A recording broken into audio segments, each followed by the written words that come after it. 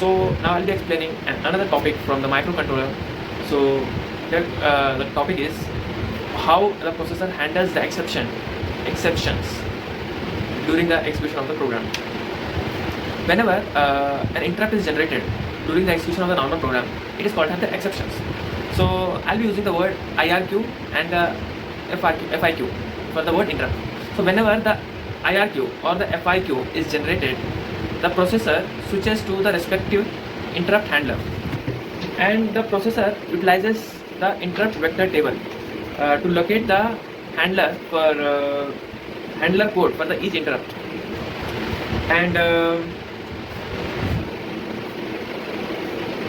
so whenever the exception occurs, the processor goes through 7 steps.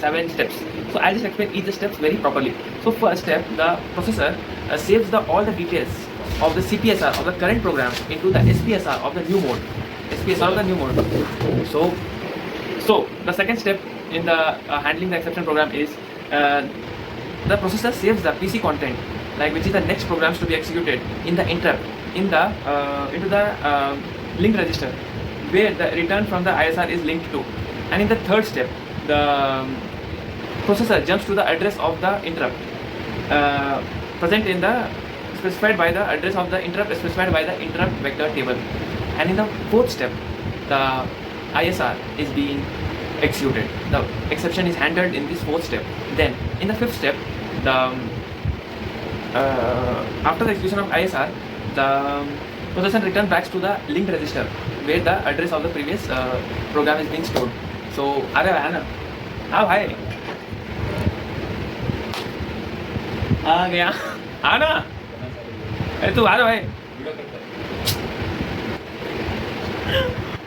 आ गया, देख भाई, मैं पक्का डालूंगा YouTube पे, भाई बॉडी दिखा दे भाई, पक्का YouTube पे जाएगा भाई. So now I'll be explaining the fifth. I will explain the fifth step. In the fifth step, after the ISR is completed, the processor returns back to the linked register. And now I'm going to explain now the sixth step. The sixth step is that the return address, which was loaded in the linked register, which was the next instruction to be executed in the normal program, is loaded into the program counter. And in the seventh step, the values which were copied in the SPSR is now loaded back to the CPSR of the normal program execution. And in the eighth step, which is, I don't think it's the eighth step, I mean to say that the program which was normally being executed is resumed and the exception is handled in such a manner.